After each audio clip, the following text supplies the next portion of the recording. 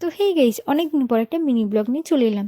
তো যাই হোক, আজকে ছিল একজনের আমার পাড়ার একটা ছোট্ট ভাই বলতে পারো।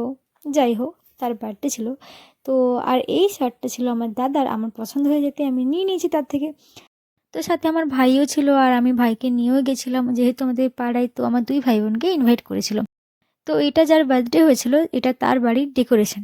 তো কেমন লাগছে অবশ্যই আমাকে কমেন্ট করে জানিও। আর তোমরা কি ভাবছো, গিয়ে আমি সেখানে চুপচাপ বসে থাকবো? না না না গাইস, আমি যেখানে সবার সাথে খেলছি, মানে জাস্ট ইয়ার্কি মারছি, একটু মজা করছি। তো এটা ছিল আমাদের বার্থডে বয়ের কেক, আর একটু পরেই তিনি কেক কাটবেন। আর এই ছিল আমাদের আজকে বার্থডে বয়। তো এই পুচকোর নাম ছিল অঙ্কন বর্মন।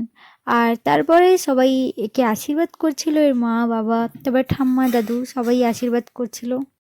তো তারপর আমি চলে গেলাম আমার মেন কাজে। হ্যাঁ গাইস, মানে মেন কাজ বলতে আমাদের খাওয়া দাওয়া, খাওয়া দাওয়া, ঘুম ছাড়া আর কী কাজ আছে বলো তোমরা।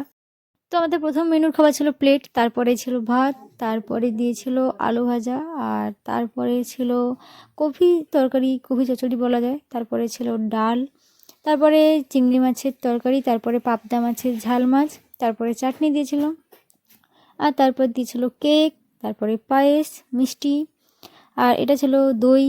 তো সবার খাওয়া দাওয়া ভালোই চলছিল, আর তার মাঝে আমি একটু ক্লিপ নিয়ে নিয়েছিলাম। আর এ কান্না করছিল কারণ এর পাতে সবাই মিষ্টি দিচ্ছিল, কারণ একটু মিষ্টি লাভার, তাই সবাই না খেয়ে একে দিচ্ছিল মিষ্টি।